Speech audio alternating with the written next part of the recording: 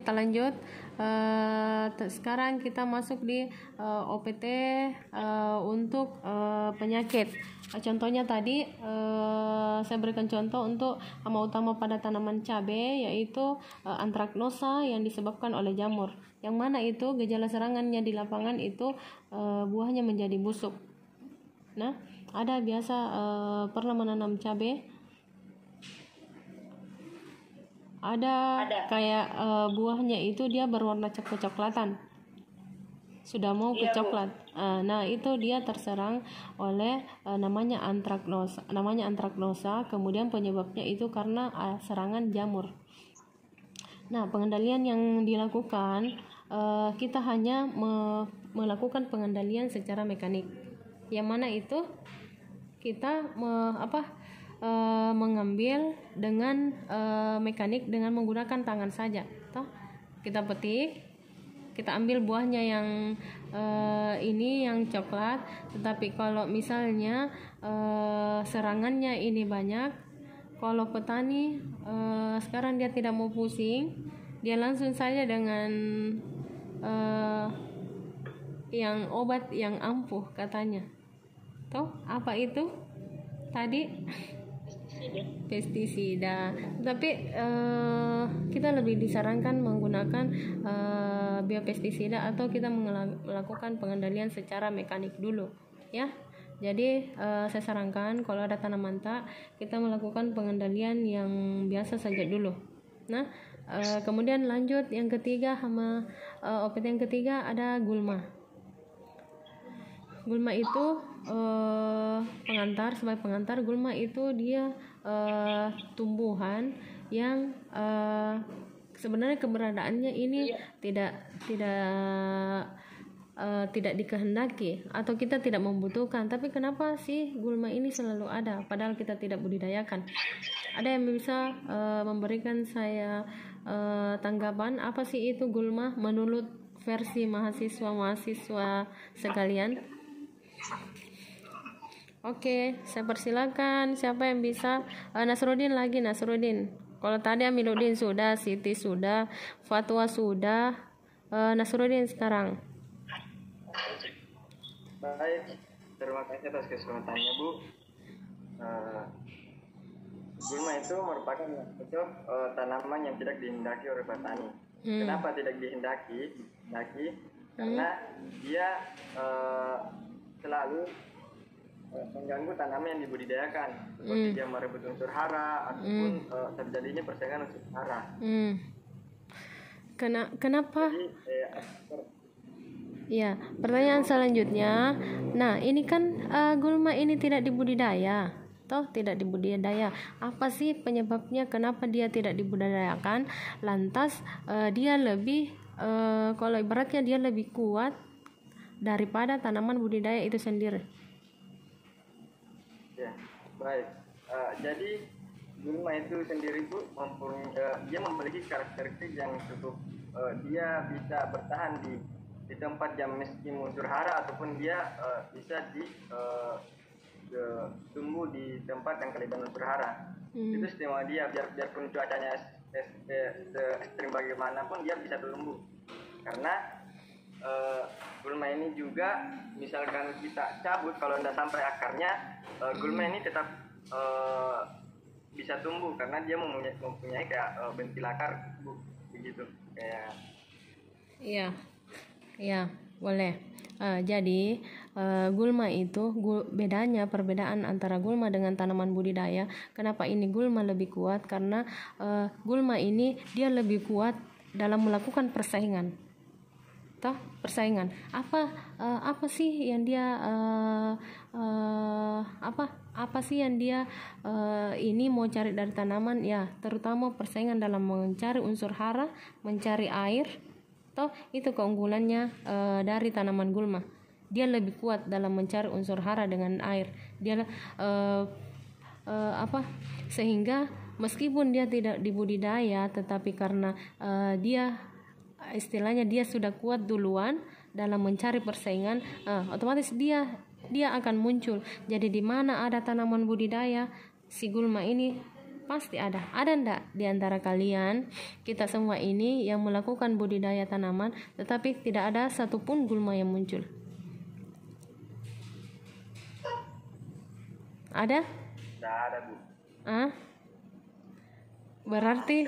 Berarti teori itu kita benar, bahwa di mana ada tanaman budidaya, disitulah ada gulma, di situ adalah ada pengganggu. Cocok ya atau tidak? Iya, Bu. Iya, toh karena persaingannya dia cara memperebutkan unsur hara, cara memperebutkan air, dia lebih kuat, tarikannya dia lebih kuat. Nah, kemudian pengendalian apa? Selanjutnya kita tahu gulmanya misalnya kita tahu, oh dia masuk dalam teki-tekian, oh dia masuk dan berdaun lebar. Nah, kemudian selanjutnya yang mau kita tahu adalah bagaimana lagi pengendaliannya. Ada yang bisa memberikan informasi tentang pengendalian dilakukan oleh petani Polowali Mandarsana. Untuk contoh tanaman apa bagus dia? Tanaman padi. Contoh gulma di tanaman padi. Bisa, Bu. Jadi ada beberapa pengendalian yang dapat dilakukan itu, Bu. Yang pertama ya, kita selalu disarankan untuk pengendalian secara mekanik. Iya. Secara terus kayak dia cabut atau begitu, Bu. Iya. Nah, kemudian pengendalian secara kimia, itu, Bu. Pengendalian terpadu. Pengendalian hama terpadu.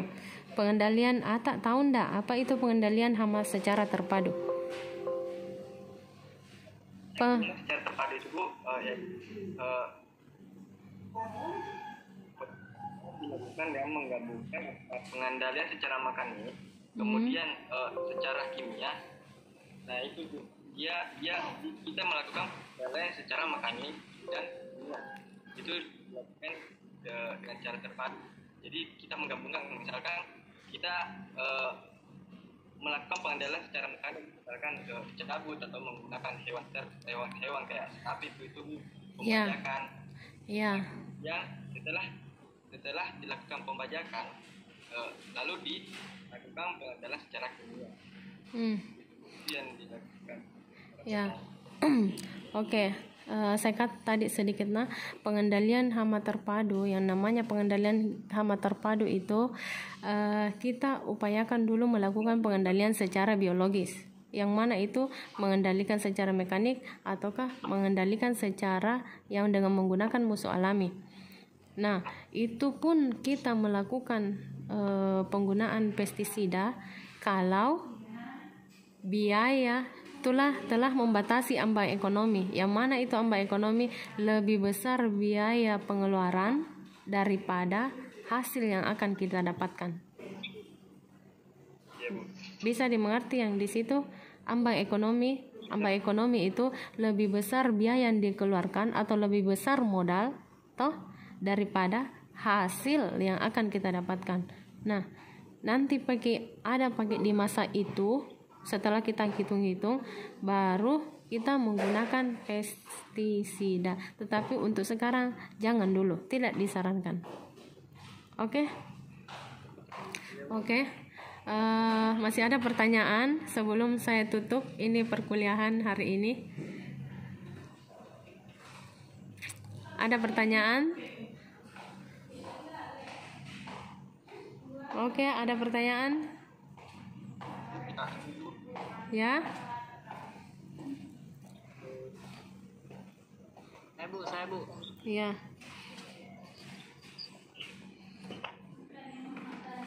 Saya Bu Amiluddin, Bu. Jadi langsung saja, Bu, pertanyaan saya itu, Bu, bagaimana menangani penggunaan pestisida yang berlebihan di pertanian, Bu? Bukan pestisida ya, pestisida. Coba sebut dulu pestisida.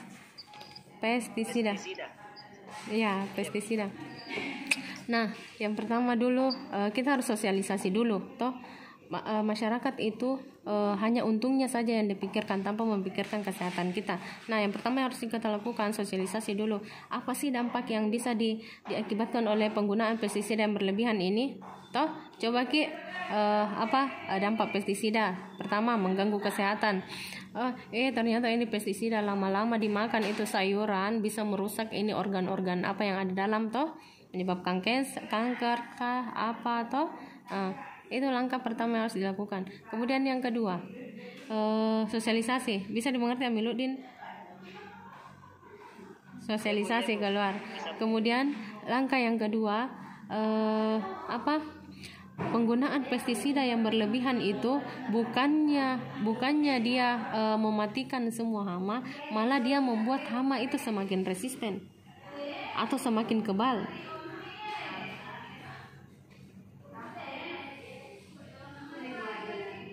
Nanti proses penjelasannya lebih ini. Kemudian penggunaan pestisida usahakan diminimalkan. Kalau bisa lagi dihilangkan lagi. Nah, oke. Saya rasa untuk hari ini cukup sekian. Terima kasih atas perhatian dan kerjasamanya. Sebagai kesimpulan kuliah hari ini yaitu dasar-dasar perlindungan tanaman, yaitu bagaimana kita melindungi tanaman budidaya kita dari OPT, di mana OPT itu ada 3, ada hama, ada penyakit, dengan ada gulma. Nah, sudah tadi saya jelaskan satu-satu. Hama itu dia menyerang tanaman, kemudian dia seperti serangga. Gejala serangannya di lapangan itu terjadi robekan di daun ataukah ada semacam gigitan di buahnya.